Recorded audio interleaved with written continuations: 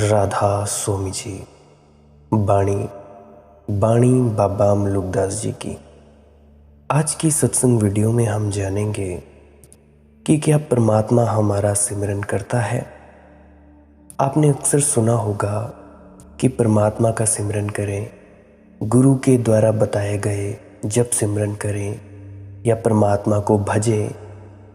तो आज ये उल्टी बात यह है कि क्या परमात्मा भी हमें जपता है।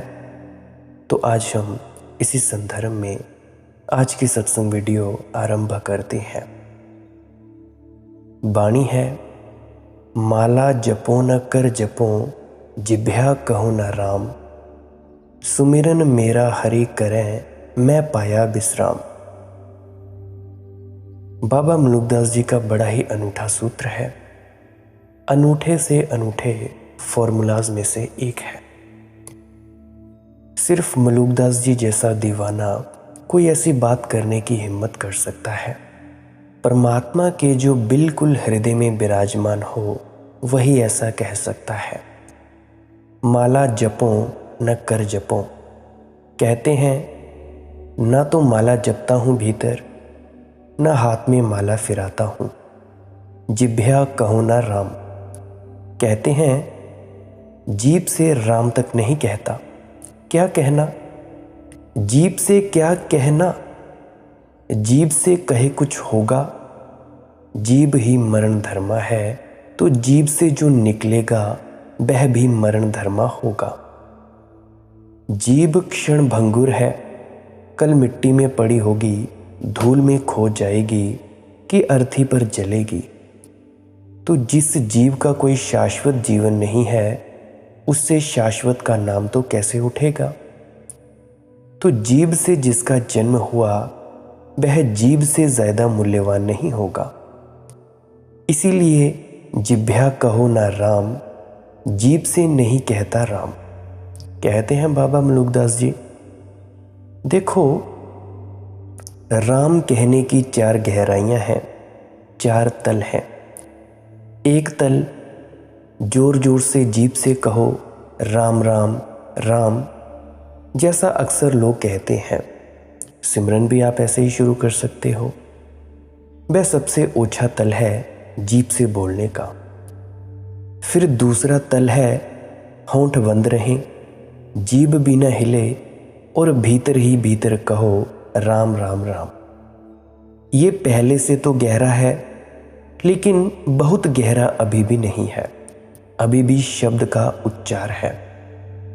फिर तीसरा एक तल है, तुम कहो ही मत, सिर्फ भाव ही उठा रहे, भाव रहे राम राम राम का, जब सिमरन का भाव ही रहे।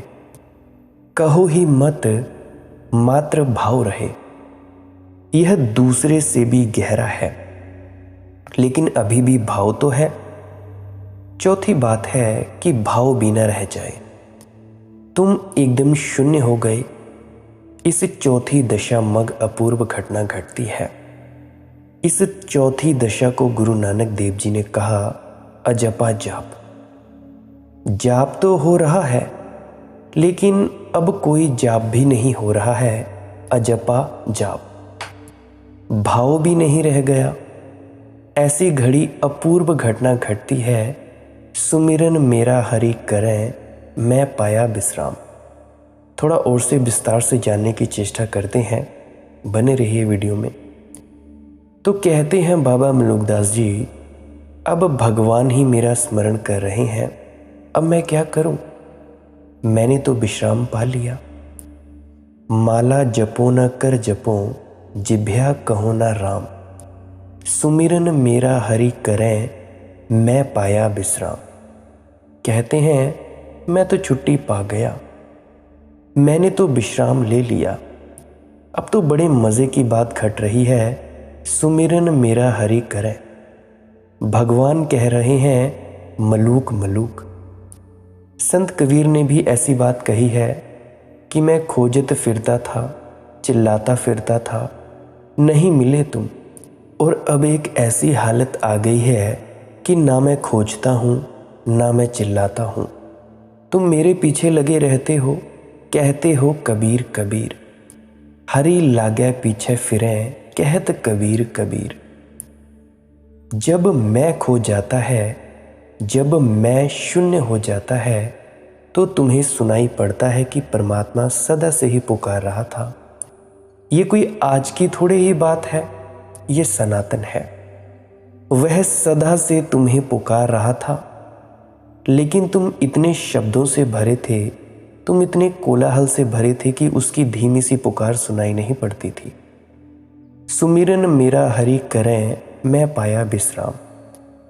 ऐसी घड़ी में तुम्हारे जीवन में एक सुगंध आएगी, ऐसी घड़ी में तुम्हारे जीवन में एक ज्योति प्रकट होगी। अब तुम तो रहे नहीं, अब तुम तो पारदर्शी हो गए। अब तो तुम्हारे जीवन में, तुम्हारे भीतर दीप्ति जलेगी प्रभु की। अब तो तुम्हारा उठना बैठना सभी स्मरण हो गया। अब जन्म की तो बात छोड़ो, अब मौत भी द्वार पर आकर खड़ी होगी तो भी तुम गीत गुनगुनाओगे, क्योंकि अब मौत कैसी। कहते हैं ऐसी क्या बात है, चलता हूँ अभी चलता हूँ। गीत एक और जरा झूम के गा लूं तो चलूं। मौत भी द्वार पर खड़ी हो तो भी तुम कहोगे ऐसी क्या बात है, चलता हूँ सभी चलता हूँ। गीत एक और जरा झूम के गा लूं तो चलूं। भटकी भटकी है नजर, गहरी गहरी है निशा। उलझी उलझी है डगर, धुंधली धुंधली है दिशा। तारे खामोश खड़े, द्वारे बेहोश पड़े।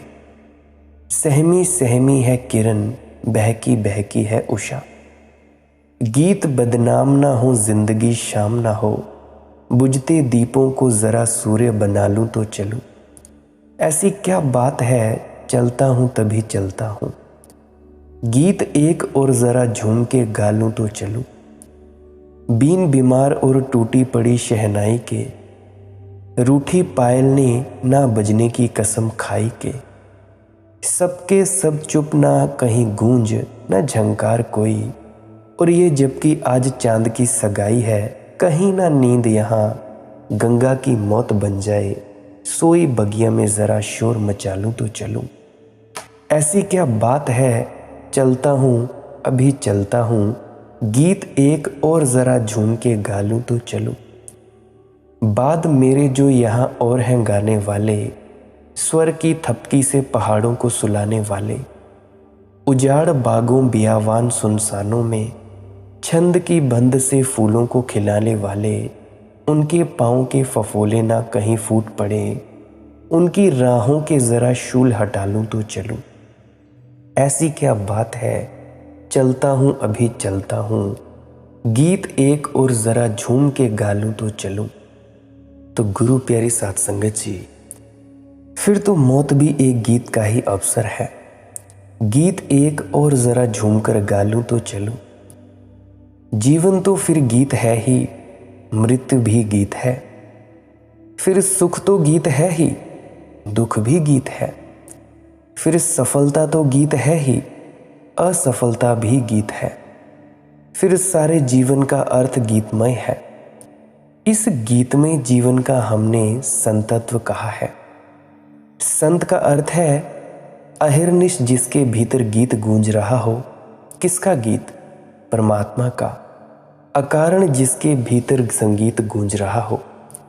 सब बाजे हृदय बजै, प्रेम पखावज तार।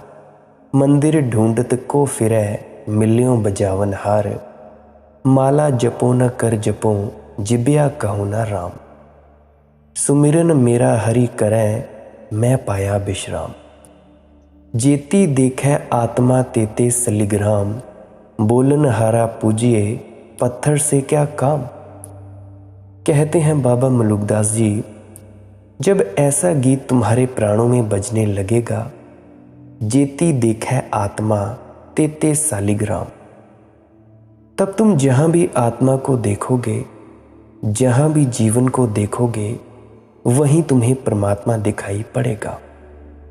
वृक्षों में और पहाड़ों में, पक्षियों में और पशुओं में, और मनुष्यों में और स्त्रियों में, जहाँ जहाँ तुम्हें जीवन दिखाई दिखेगा, जेती देखै आत्मा तेते सलिग्राम, उतने ही तुम्हें परमात्मा दिखाई पड़ेंगे।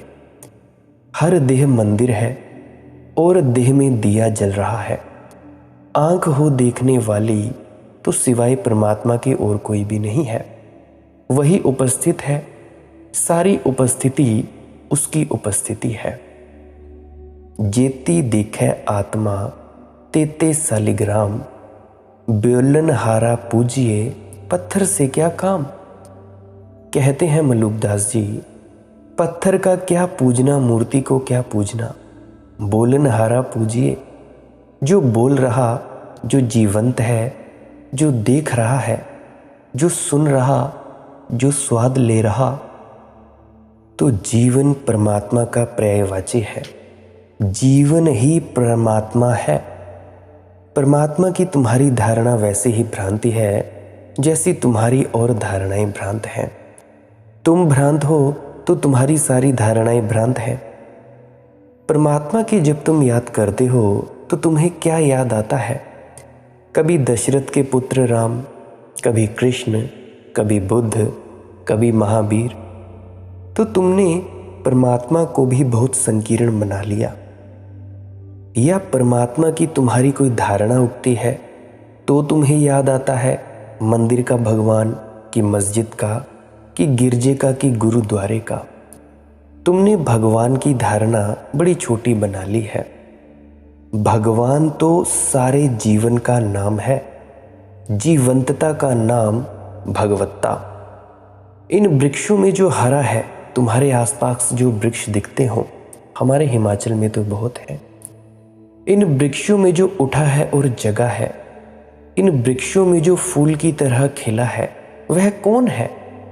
इन पक्षियों के कंठों में जो गीत की तरह उठ रहा है, वह कौन है? चांद तारों में जो चल रहा है, वह कौन है? तुम्हारे भीतर जो सांस ले रहा है, तुम अपने बच्चों की आंखों में झांक कर देखो, वहां जो बैठा टकटकी से जो तुम्हें देख रहा है, वह कौन है? परमात्मा ही जीवन है, जीवन ही परमात्मा है। यह समीकरण याद रहे तो फिर न मंदिर जाने की ज़रूरत, न मस्जिद जाने की ज़रूरत, फिर न वेद पढ़ने की ज़रूरत, न कुरान पढ़ने की ज़रूरत। फिर तो जो चारों तरफ जीवन फैला है, इसके प्रति, जीवन के प्रति समादर का भाव है। एल्बर्ट श्वीत्ज़र ने अपने पूरे दर्शन को 2 छोटे छोटे शब्दों में रखा है, रिवरेंस फॉर लाइफ, जीवन के प्रति समादर, जीवन के प्रति आदर। जो भी तुम जीवित देखो, जहाँ भी कुछ जीवित देखो, उसके प्रति समादर का भाव रहे, बस काफ़ी धर्म हो गया। तुम पहुँच जाओगे, फिर तुम्हें कोई बाधा नहीं। लेकिन तुमने अजीब अजीब धारणाएं बना रखी हैं। कोई राम के दर्शन करने को उत्सुक है, कर लोगे किसी दिन, ज़्यादा चेष्टा की तो दर्शन हो जाएंगे। लेकिन वह तुम्हारी कल्पना ही होगी, कल्पना का जाल ही होगा। और छोटों की तो बात क्या, जिनको तुम बड़े बड़े कहते, उनकी धारणाएं बड़ी अजीब हैं। कहते हैं कि तुलसीदास को जब वृंदावन में श्री कृष्ण के मंदिर में ले जाया गया तो उन्होंने झुकने से इनकार कर दिया। कृष्ण की मूर्ति के सामने राम का भक्त कैसे झुके? हद संकीर्णता है। कहते हैं कि उन्होंने कहा कि जब तक धनुष बाण हाथ ना लोगे तब तक मैं झुकने वाला नहीं। ये भी खूब मज़े की बात हुई। ये तो ऐसा हुआ कि भगवान भी तुम्हारी शर्त पालन करे तो तुम झुकोगे।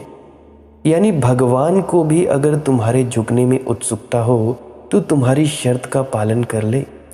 धनुष बाण लो हाथ, अब तुलसी का सिर झुकेगा। जब कृष्ण के साथ भी तुलसी का सिर न झुक सका तो सामान्य आदमियों की तो क्या बात, पशु पक्षियों की तो बात ही छोड़ दो। तो फिर जीवन के प्रति समादर कहाँ है? ये तो बड़ी संकीर्ण धारणा हुई। और तुलसीदास जैसे आदमी में हो, बाकियों को तो क्या कहना। इसीलिए मैं तुलसीदास को कवि कहता हूँ, ऋषि नहीं कहता। भाषा के अनूठे कलाकार हैं, मगर ऋषि होने में कमी रह गई। यह जो संकीर्णता है, ये संकीर्णता ही सारी बात को खंडित कर गई। जिसने राम को पहचान लिया, राम से मेरा मतलब और बाबा मलुकदास जा की मतलब दशरथ पुत्र राम से नहीं है। जिसने राम को पहचान लिया, राम यानी इस विराट में छिपी हुई जो ऊर्जा है, ये जो तरंगे उठ रही हैं जिस ऊर्जा से, उसको जिसने पहचान लिया वह तो सभी जगह झुका है। झुके ना झुके ये सवाल ही नहीं रहा, उसका झुकाव है, उसका माथा तो झुका ही हुआ है। और वह फिर शर्त नहीं लगाएगा कि तुम धनुष बाण हाथ लो, कि तुम मोर मुकुट बांधो, कि तुम नग्न खड़े हो, महावीर बनो, तब मैं झुकूंगा। अगर तुमने इस तरह की जिदें की तो तुम्हारा परमात्मा से कोई संबंध ना होगा। तुम्हारी मन की ही कोई धारणा तुम बहुत बार दोहराते रहोगे तो सम्मोहित हो जाओगे, आत्म सम्मोहन हो जाएगा। रोज रोज देखा लिए धनुष बाण खड़े राम, रोज उनकी मूर्ति के सामने आंख लगाकर त्राटक किया, आंख बंद करके उनका स्मरण किया। धीरे धीरे तुम्हारी कल्पना मजबूत होने लगेगी और तुम्हारे भीतर एक सपना उठने लगेगा कि तुम राम को देख रहे हो। और सपना तुम इतना परिपुष्ट कर सकते हो कि तुम जब बोलो तो तुम्हारा सपना तुम्हारे भीतर से जवाब भी दे। तुम कुछ कहो तो राम तुम्हें उत्तर भी दे। वह उत्तर भी तुम्हारा ही है, पूछने वाले भी तुम, उत्तर देने वाले भी तुम। वह दोनों तुम ही हो। लेकिन धोखा बड़ा हो जाएगा। इसका नाम बोध नहीं है, इसका नाम ज्ञान नहीं है, इसका नाम साक्षात्कार नहीं है। तो मैं तुमसे कहता हूं, परिकल्पनाओं से सावधान रहना। भक्ति के मार्ग पर सबसे बड़ा खतरा है कि आदमी कल्पनाओं में ना पड़ जाए। बहुत ज़्यादा कल्पना के जाल में पड़ जाए तो जो सोचेगा वह देखने लगेगा, और जब देखने लगेगा तो सोचेगा कि जो मैं मानता था ठीक ही मानता था, अब तो प्रत्यक्ष भी होने लगा। तो राम का जो अनुभव है वह दशरथ पुत्र राम का अनुभव नहीं है।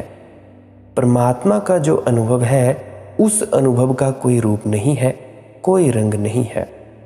वह निर्गुण और निराकार का अनुभव है। और जब परमात्मा का अनुभव होगा तो ऐसा नहीं होगा कि ये रहा परमात्मा। जब परमात्मा का अनुभव होगा तो ऐसा होगा कि अरे सब परमात्मा ही परमात्मा है। मैं भी कैसा नासमझ था कि सब तरफ तो मौजूद था, उसे भी देखने से वंचित रह गया।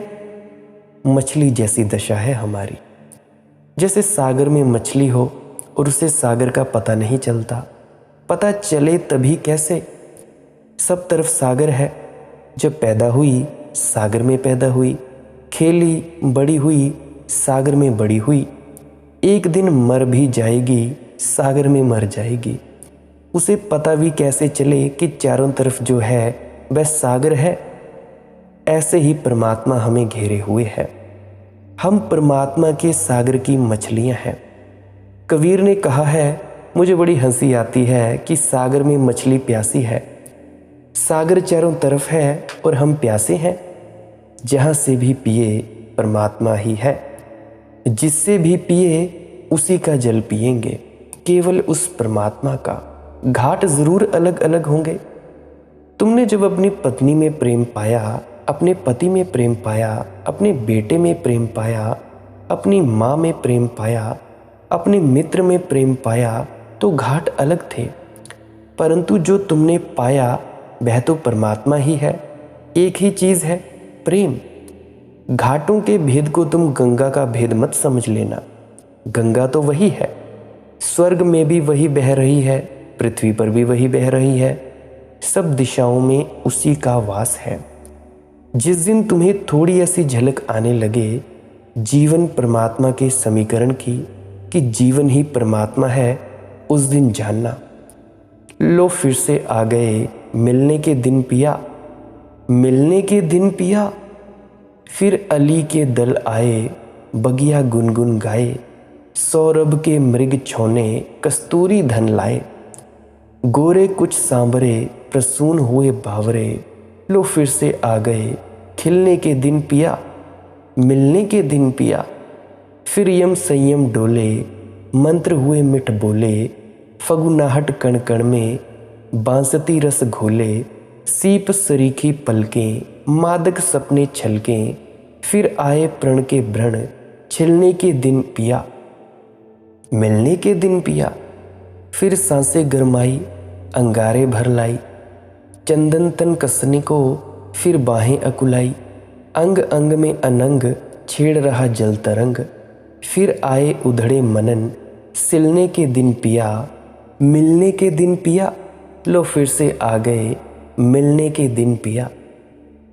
तो जिस दिन जीवन ही परमात्मा है, ऐसा समीकरण तुम्हारे मन में बैठने लगे, जिस दिन सरब में तुम्हें परमात्मा दिखाई पड़ने लगे, जिस दिन हर किरण उसकी किरण, हर सांस उसकी सांस, ऐसी प्रतीति सघन होने लगे, उस दिन जानना, लो फिर से आ गए, मिलने के दिन पिया, लो फिर से आ गए, खिलने के दिन पिया। देखो, परमात्मा निकट है, परमात्मा दूर नहीं, परमात्मा निकट से भी निकट है। मोहम्मद ने कहा है, तुम्हारे हृदय से भी पास जो है वही परमात्मा है। तुम भी अपने इतने पास नहीं, मोहम्मद ने कहा, जितने परमात्मा तुम्हारे पास है, तुमसे भी ज़्यादा पास है। तुम तो थोड़ी दूरी पर हो, तुम तो अपने से बाहर हो, परमात्मा तुम्हारे भीतर है। परमात्मा तुम्हारे प्राणों का प्राण है, और जैसा तुम्हारे प्राणों का प्राण है, ऐसा ही सबके प्राणों का प्राण है। इस परात्पर परमात्मा की स्मृति से भरी सुधि को जगने दो। शास्त्र से नहीं होगा, शब्द से नहीं होगा, सिद्धांत से नहीं होगा। दांव पर लगाना जीवन, चुकाना पड़ेगा मूल्य, अपने को मिटाने से चुकाना पड़ेगा मूल्य। और मिटाने की कला, उस कला का नाम ही प्रेम है। जिस दिन तुम मिटने को तैयार हो, उसी दिन तुम्हारे होने का क्षण आ गया। जिस दिन सागर में नदी उतरती, उसी दिन सागर हो जाती है। डरती तो होगी, उतरने से पहले सहमती तो होगी, लौटकर पीछे तो देखती होगी। वे सारे यात्रा पथ हिमालय से आकर सागर तक पहुँचने की हजारों हजारों स्मृतियाँ, घटनाएं, संस्मरण, प्रशंसाएं, निंदाएं, लोगों के द्वारा चढ़ाए गए फूल, तैराए गए दिन, दिए, नावें, हजारों हजारों स्मृतियाँ। नदी भी डरती होगी, भयभीत होती होगी, उतरना कि नहीं उतरना। फिर एक डर तो निश्चित ही पकड़ता होगा ना कि अब कुल किनारे टूटे। इन्हीं कुल किनारों के सहारे तो मैं नदी थी, विशिष्ट नदी थी, गंगा थी, यमुना थी। इन्हीं किनारों के कारण तो मैं नर्मदा थी, इन्हीं किनारों के कारण तो मेरी विशिष्टता थी। ये तो मेरे व्यक्तित्व थे। अब ये किनारे छूटे, अब ये सागर में उतर रही हूँ। बचूंगी? ये सागर विराट दिखता है, इसमें खो ना जाऊंगी? निश्चित खो जाएगी, लेकिन खोने में पाना है, खोकर ही सागर हो जाएगी। तो आदमी डरता है। परमात्मा के किनारे खड़े होकर बहुत बार बार आदमी लौट आता है, अनेक बार उसके द्वार पर पहुंच जाता है और लौट आता है, क्योंकि घबराहट होती है। ये तो परिभाषा गई, अपनी अस्मिता गई, अपना व्यक्तित्व गया। इसमें उतरे तो फिर लौटना कहाँ है, और इसमें गए तो खो गए। यह होने से फायदा क्या है? इससे तो जैसे थे भले थे, कम से कम थे तो। आदमी की ये अस्मिता उसे परमात्मा के द्वार से भी लौटा लाती है। मगर तुम ध्यान रखना, बीज अगर मिटे ना तो वृक्ष नहीं होता है, और नदी अगर मिटे ना तो सागर नहीं होता, और मनुष्य अगर मिटे ना तो परमात्मा नहीं होता। कहते हैं बाबा मलुकदास, सब बाजे हृदय बजे, प्रेम पखावज तार, मंदिर ढूंढत को फिरे, मिल्या वजावन हार। करें पखावज प्रेम का, हृदय वजावे तार, मने नचावे मग्न है, तिसका मता अपार। तेरे घट प्रेम है तो कहीं कहीं न सुनाओ, अंतर जामी जानी है अंतर्गत का भाव। माला जपो न कर जपो, जिभ्या कहो न राम, सुमिरन मेरा हरि करे, मैं पाया विश्राम। जेती देखे आत्मा तेते सलिग्राम, बोलन हारा पूजिए पत्थर से क्या काम। जगाओ इस याद को, स्मृति को, इस सुधि के सहारे ही समाधि उपलब्ध होती है। सुधि के बारे में मैंने पिछले सत्संगों में चर्चा कर दी है कि परमात्मा की स्मृति क्या है, उसकी सुधि क्या है, हम जागृत कैसे हो पाते हैं। अगर किसी को नहीं पता, कोई भूल गया है, तो फिर से दोहराना चाहूँगा कि जैसे ही हम ध्यान के लिए बैठते हैं या ध्यान के लिए लेटे लेटे कोई करते हैं, मान लिया आपने चौकड़ी मारकर बैठ गए, चौकड़ी मारकर बैठे, दीवार से पीठ लगाकर बैठना है तो बैठ जाइए, नहीं तो वैसे भी बैठ सकते हैं। बेड पर बैठना बेड पर बैठें, ज़मीन पर बैठना ज़मीन पर बैठें, गद्दे पर बैठना गद्दे पर बैठें, सोफ़े पर बैठना सोफ़े पर बैठें, कुर्सी पर बैठना कुर्सी पर बैठें। मेरे चाहे छत पर जाकर बैठ जाएं, मेरे चाहे पेड़ों पर जाकर बैठ जाएं, पर बैठें। जैसे ही आप ध्यान के लिए बैठे तो आपने करना क्या है। देखो, चौकड़ी मार ली, ध्यान की कमलवत अवस्था में बैठे, रीढ़ सीधी रख सकते हो तो रख लो, वरना कोई बात नहीं। शुरुआत के जो बिगिनर्स हैं, शुरुआत के जो व्यक्ति हैं, वो रीढ़ ना भी सीधी रखें तो कोई दिक्कत नहीं है, धीरे धीरे आदत पड़ जाती है। रीढ़ की हड्डी सीधी रखनी है। दीवार के साथ जब अपनी पीठ को सटाकर बैठोगे तब तो थोड़ा पीछे को होकर बैठ जाना, रीढ़ की हड्डी ऑटोमेटिकली अपने आप ही सीधी रहेगी। हड्डी सीधी रीढ़ की, गला भी बिल्कुल स्ट्रेट सीधा, और अपना जो मुंह है वो भी सीधा सामने की तरफ। जब ऐसी आप मुद्रा में बैठ जाएं तो हल्का सा अपना मुंह हल्का सा ऊपर की तरफ कर लेना है, हल्का सा, ज़्यादा नहीं, कोई हल्का सा 1-आध सेंटीमीटर या 2 सेंटीमीटर या 1 इंच तक मान सकते हो, हल्का सा ऊपर की तरफ कर लेना है। अगर किसी ने जप सिमरन करना है तो कर सकते हैं, परंतु मैं मनाही ही करता हूँ, पर फिर भी अगर आपको आदत लग चुकी है फिर कर सकते हैं। देखो, जप सिमरन एक बिगिनर स्टेज है, क ख ग है। जप सिमरन जब अजपा में बदलता है या सिमरन जो आप जपते हैं वो ऑटोमेटिकली आपके मन में चलने लगता है, तो आप उस पर ध्यान दे सकते हैं, या जो शब्द धुन सुनाई देती है या आप उस पर ध्यान दे सकते हैं। देखो, पहले जप सिमरन, जब अजपा, ये जो सिमरन आप जपते हो, अपनी ही आवाज़ सुनते हो मन के ज़रिए, जब ये सुनाई देने लगे तो उसको सुनना है, और तीसरे नंबर पर शब्द धुन को सुनना है। एक के बाद एक को छोड़ते चले जाना है। ये सीढ़ियाँ हैं, सीढ़ियों के साथ चिपट नहीं जाना है। सिमरन भी करना है, भजन भी करना है। मैं कहता हूँ भजन ज़्यादा ज़रूरी है अगर शब्द धुन शुरू हो गई हो। तो ये तो थी बात उनकी जो नामदानी सज्जन है। अब बात मैं उनकी करता हूँ जिनको नामदान नहीं मिला है, ध्यान के बारे में नहीं पता है, तो वो क्या कर सकते हैं। बैठे हुए हैं, रीढ़ की हड्डी सीधी, गला सीधा, अपना जो मुंह सीधा। आपने क्या करना है, अपने नाक की सीध में सामने को देखना है बड़े प्रेम से, आंखें बंद करनी है बड़े आराम से, अपने नाक की सीध में देखना है सामने की तरफ। अभी आंखें बंद करके देख सकते हैं, ट्राई कर सकते हैं, आपको थोड़ा थोड़ा ज्ञान हो जाएगा। सामने देखना है, ना तो लेफ्ट साइड, ना बाएं ना दाएं, ना ऊपर ना नीचे, बिल्कुल सामने की तरफ देखते रहना है और वहीं पे रहना है। अंधेरा दिखाई देगा, दिखने देना, वहीं पे रहना है। विचार आए तो आए, कोई चिंता नहीं लेनी है, विचार आएंगे और जाएंगे, चिंता आएगी और जाएगी। कोई भी चीज़ है, दिमाग में तस्वीर बन रही है, चाहे इसका ख्याल या उसका ख्याल, वो बनता रहे, कोई चिंता नहीं लेनी है। बस सामने की तरफ, नाक की सीध की तरफ देखते रहना है और बस वैसे ही बैठे रहना है, करना कुछ भी नहीं है। देखो, ये आध्यात्म एक ऐसा मार्ग है जिसमें बिना कुछ किए बड़ा कुछ मिल जाता है। करना कुछ भी नहीं है, चुपचाप बैठ जाना है, जैसे अभी मैंने बताया, बस इतना ही करना है। आते जाते विचारों को देखना है। एक वक्त आएगा आपके विचार आने जाने बंद हो जाएंगे। जब बंद हो जाएंगे, आंखों के सामने अंधेरा, अंधेरा दिखेगा, तो अंधेरे के बाद रोशनी भी होगी, शब्द धुन भी सुनाई देगी।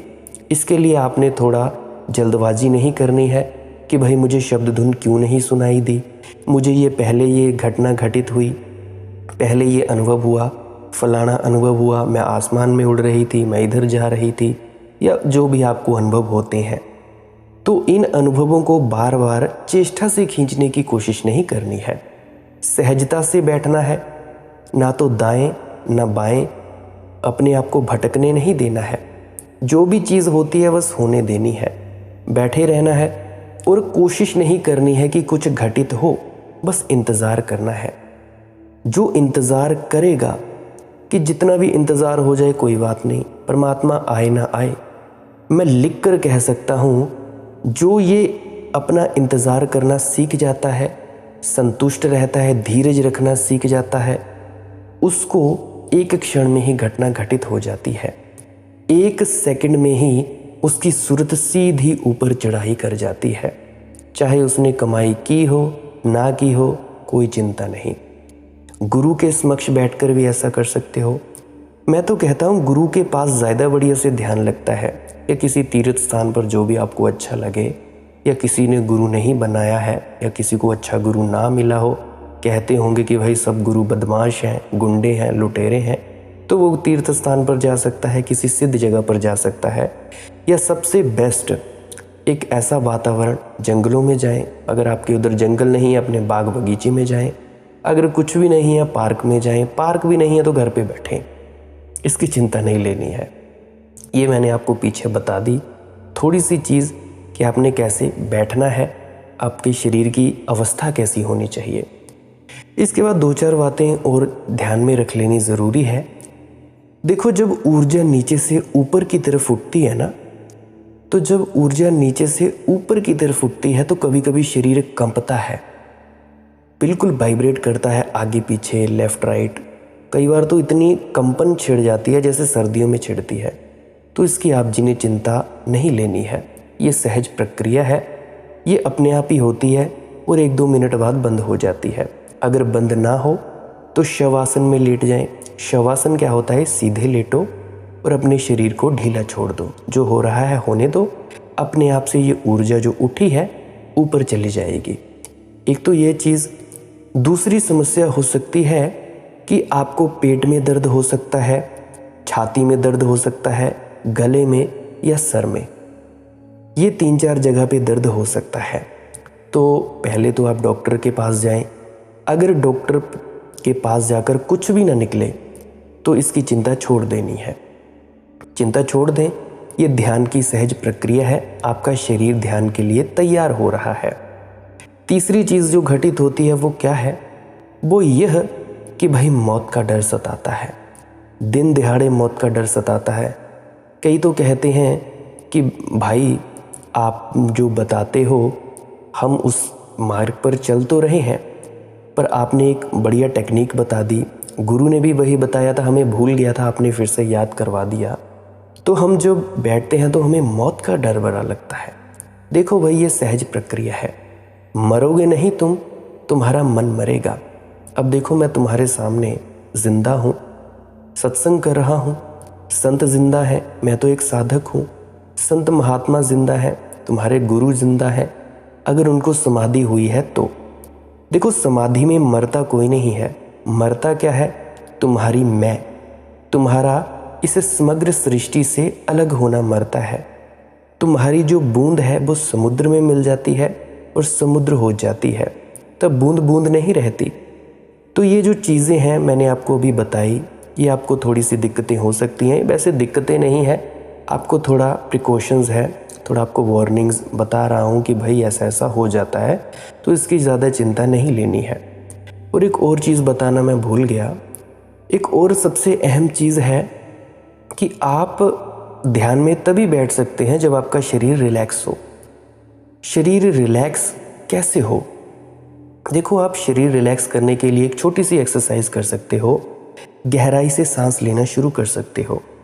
ध्यान या भजन में बैठने से पहले 5-10 गहरी सांसें लें, 100-200 ले सकते हो तो और भी बढ़िया। नाक से सांस लो, मुंह से छोड़ो, नाक से सांस लो, मुंह से छोड़ो।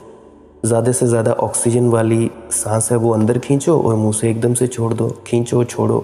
तो आपका शरीर 10, 20, 30, 50 सांसों के बाद रिलैक्स हो जाएगा। रिलैक्स होगा, ध्यान के लिए बढ़िया हो जाएगा। और एक और मुझे बात याद आ रही है, कई बैठ तो नहीं पाते हैं ध्यान के लिए क्योंकि उनके पाचन तंत्र अच्छा नहीं होता है, पेट की समस्याएं बड़ी होती हैं, तो वो बैठ नहीं पाते।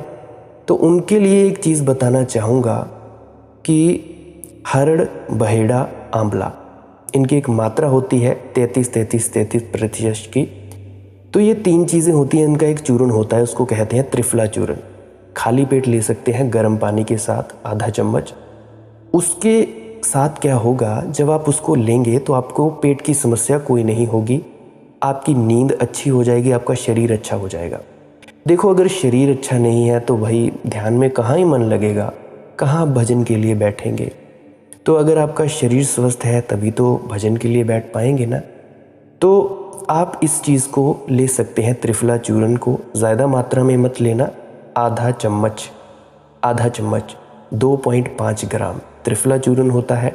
अगर खुद का बना सकते हो तो खुद का बना लो, पतंजलि स्टोर पे भी मिल जाता है, या और भी जहाँ पे भी आपने लेना हो ले ले। पर अगर खुद का बनाए तो मात्रा 33% की रहती है। ठीक है जी, ये बात ज़रा पूरी तरह से ध्यान में रख लेनी ज़रूरी है। सुबह खाएं खाली पेट और आपकी पेट की समस्याएं दूर हो जाएंगी। पेट अच्छा रहेगा तो आपको ध्यान में बैठने के लिए बढ़िया रहेगा। और कईयों का एक और प्रश्न होता है कि भाई काम वासना तंग करती है, क्रोध तंग करता है, लोभ मोह या बाकी चीज़ों को मैं छोड़कर मैं काम वासना पर आता हूँ। देखो, काम वासना जो हमारे अंदर उठती है वो इसीलिए उठती है क्योंकि हमारा जो खान पान है वो सही नहीं है। अगर हम ज़रूरत से ज़्यादा भोजन लेंगे तो वो काम वासना में जाएगा। अगर आपकी उम्र 45, 50 या 60 तक हो गई है, काम वासना फिर भी तंग करती है, तो उसके लिए आपको थोड़ी सी और चीज़ें बता देता हूँ। देखो, करना क्या है, पहली चीज़, मिर्च खानी तेज़ बंद कर देनी है। जो सफ़ेद नमक है उसका सेवन कम कर देना है, ना ही खाएं तो बेहतर है। और खट्टी चीज़ें, इमली वगैरह जैसे होती हैं, खट्टी चीज़ें बंद कर देनी है। और नूडल्स खाते हो ये भी कम कर देने या बंद कर देने। महीने में खाते हो तो कोई दिक्कत नहीं है, बट फिर भी बंद ही कर दे तो बेहतर है। मैदे से बनी हुई जितनी भी चीज़ें हैं सभी बंद कर देनी है। सादा खाना खाना है, भोजन खाना है, दिन भर पूरा पानी पीना है। अगर आप इस चीज़ को फॉलो करोगे तो आप बढ़िया तरीके से काम वासना को कंट्रोल कर सकते हो। देखो, ये भगवान द्वारा दी गई नेमत है, इसमें कोई बुरा भी नहीं है, कुछ पाप भी नहीं है, परंतु कोई चीज़ हद से ज़्यादा हो जाए तो वो हमारे लिए नुकसानदेह है। बहुत से हैं जिनको ध्यान में जब बैठते हैं, ध्यान के बाद उनको काम वासना बहुत ही तीव्र हो जाती है। ध्यान के लिए बैठते हैं तो उनको सोल्यूशन सिर्फ इतना ही है जो मैं निवारण बता रहा हूँ कि भाई खट्टी चीज़ें खाना बंद कर दो, इमली वाली, मतलब कि उत्तेजक भोजन खाना बंद कर देना है। ये जो फास्ट फूड है इसको बंद कर देना है, तली हुई चीज़ें बंद कर देनी है। नहीं कर सकते तो कम कर दीजिए, आपको खुद व खुद आपको असर दिखने लगेगा। मिर्ची, नमक, खट्टी चीज़ें ये बंद कर दें या कम कर दें। और प्याज और लहसुन की भी मात्रा बिल्कुल नॉर्मल लेनी है, ज़्यादा नहीं खाना है, ज़रूरत से ज़्यादा नहीं लेना है, क्योंकि प्याज और लहसुन गर्मी पैदा करता है शरीर में। गर्मी पैदा करेगा तो भाई काम वासना में तो ऊर्जा वेस्ट होगी। तो इससे आपने बचना है। जो मैंने चीज़ें बताई आप ये कर सकते हैं। देखो गुरु प्यारी साध संगत जी, अगर आप इन चीज़ों को, मैं कहता हूँ कि 2-3 दिन में ही करोगे, जो मैंने अभी अभी बताई चीज़ें, 2-3 दिन के बाद ही आपका भजन सिमरन में मन लगेगा ज़रूर। अगर नहीं लग रहा हो तो भाई कुछ ना कुछ दिक्कत है, कुछ ना कुछ आप जो मैंने बताया है उसमें कुछ ना कुछ आप कमी कर रहे हो। जो अड़चने होती हैं वह सब मैंने बता दी। आपका पेट कैसे स्वस्थ रहेगा वो भी मैंने बता दिया। जो भी दिक्कतें हैं वो मैंने सब बता दी। अब भी अगर भजन ना हो फिर लाख लानत है आप पे, फिर आप कुछ भी नहीं कर सकते। फिर इसका मतलब है आप करना ही नहीं चाहते। बहुत से कहते हैं कि भाई बैठा नहीं जाता। अरे भाई, तुम्हारा बाप बैठेगा या तुम्हारा गुरु बैठेगा? खाने को तो तुम कहते नहीं कि भाई खाना नहीं खाया जाता। अब कई नहीं खा सकते, उनको ठीक है, वो मरीज़ हैं, नहीं खा सकते, पर भाई तुम तो ठीक हो, भगवान ने सब कुछ अच्छा दिया है। बैठा नहीं जाता, कौन बैठे भाई? 2 मिनट बैठो, 3 मिनट बैठो, 5 मिनट बैठो। गुरु के साथ जो वादा किया था वो वही निभाओ तो सही। कहाँ से फल मिलेगा? जो उसने दवाई दी है उसको खाओ तो सही। कहाँ से ठीक हो जाओगे? तुम्हारा मन कैसे काबू आ जाएगा? और एक और सबसे अहम बात मुझे अभी याद आई है कि अगर आप अपने भोजन को आधा कर दोगे, इससे भी आपका जो मन है वो कंट्रोल करने में आपको सहायता मिलेगी। जितना आप खाते हैं, एक आध दिन आप कम करके देख लीजिए कि उस दिन आपका जो मन है वो भटकेगा नहीं। तो इस चीज़ को भी आप कर सकते हैं। मेन अगर मैं बताना चाहूँ तो 8 घंटे तक आपका शरीर का जो पेट है वो खाली रहना चाहिए। हल्का फुल्का खाएं जो ध्यान में उतरना चाहते हैं, बाकी जो मर्जी करें। जो नहीं उतरना चाहती हैं, जो मज़े के लिए सत्संग को सुन रहे हैं, वो जैसा करना चाहें करें, जैसा ना करना चाहें ना करें। ये उनकी अपनी मौज है, उनका अपना आनंद है, क्योंकि परमात्मा की मौज वो भी ज़िंदगी जी रहे हैं। तो ये तो थी सब बातें कि भाई समाधि कैसे उपलब्ध हो सकती है आपको। ध्यान के लिए नहीं बैठोगे तो समाधि कहाँ से आएगी। तो ये तो सी सबकी बातें। आज के लिए बस इतना ही। फिर मिलते हैं किसी अन्य वीडियो में। अगर आप जी का कोई प्रश्न हो, टेलीग्राम हाजिर है, टेलीग्राम पे सर्च करें मालिक की मौज सत्संग। वहाँ पे आप अपना मैसेज छोड़ें, आपको आपका जवाब मिल जाएगा। कॉल के माध्यम से भी पूछना चाहते हैं तो वहाँ पे अपना मैसेज छोड़ दीजिएगा। कॉल के माध्यम से भी बताने की चेष्टा करूँगा। जितना मुझे पता है उतना तो आपको बताऊँगा ही। कुछ ना पता हो तो फिर आप अपने गुरु के पास तो जा ही सकते हैं। ठीक है जी। और मेरी एक विनम्र प्रार्थना है आप जी से, अगर आप जी को इस सत्संग में दी गई जानकारी से थोड़ा सा भी लाभ मिला हो, आपके भ्रम टूटे हों, आपको मदद मिली हो, तो आप जी इस सत्संग वीडियो को शेयर ज़रूर करें। अगर आपका मन शांत हुआ हो तो आप जी व्हाट्सएप पे स्टेटस पे शेयर कर दें, अपने ग्रुप्स में शेयर कर दें, इंस्टाग्राम, फेसबुक, ट्विटर, जहाँ भी सोशल मीडिया एप्लीकेशंस है वहाँ पे इस लिंक को शेयर कर दें। कोई सुने चाहे ना सुने इसकी आपने चिंता नहीं लेनी है। जिसको सुनना हो वो अपने सही वक्त पर सुन लेगा। पर अगर आप शेयर ही नहीं करोगे तो वो कैसे सुनेगा? फिर मुझे बहुत से बोलते हैं कि भाई आप पहले क्यों नहीं मिले, आपने पहले क्यों नहीं बताया। अरे भाई पहले कैसे मिलता जब किसी ने शेयर ही नहीं की वीडियो। तो आप जी कृपया शेयर ज़रूर कर दिया करें, चाहे कोई सुने चाहे कोई ना सुने, चाहे आपको वीडियो पसंद आई हो चाहे ना पसंद आई हो, बट प्लीज़ शेयर ज़रूर कर दिया करें। अगर आप जी सब्सक्राइब करने में विश्वास रखते हैं तो कर सकते हैं, अन्यथा डेली सर्च तो कर लिया करें मालिक की मौज लेटेस्ट न्यू सत्संग या मालिक की मौज सत्संग। तो वहाँ पे जो भी नया सत्संग डला होगा 6 बजे से लेकर शाम के 6 बजे तक आप जी सुन लीजिएगा। अगर ना कभी डले, ना कभी मिले नया सत्संग, तो उसके लिए पहले ही माफ़ी चाहता हूँ।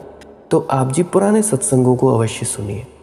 देखो पुराने सत्संगों में बहुत सी बातें कही गई हैं, जो आपके प्रश्न हैं उनके जवाब दिए गए हैं। अगर आप उनको नहीं सुनोगे तो कैसे चलेगा? उनको भी प्लीज़ कृपया सुने, मेरी यही प्रार्थना है आपसे। क्या पता आपके प्रश्नों के जवाब मिल जाए, क्या पता आपकी ज़िंदगी तब्दील हो जाए। डेली 2 से 3 सत्संग तो सुन सकते हो आप, इन वीडियोज़ को सुन सकते हो। जैसा मर्जी सुनना चाहो सुने, रुक रुक कर सुनना चाहे तो सुने। अगर ऐसे ही सुनना चाहते हो कि भाई पूरी वीडियो सुनेंगे तो सुन सकते हैं, बट पुरानी वीडियोस को अवश्य सुने। अब मैं आपसे इजाज़त चाहता हूँ। आपके भीतर बैठे परमात्मा को प्रणाम करता हूँ। मेरा प्रणाम स्वीकार करें। राधा स्वामी जी।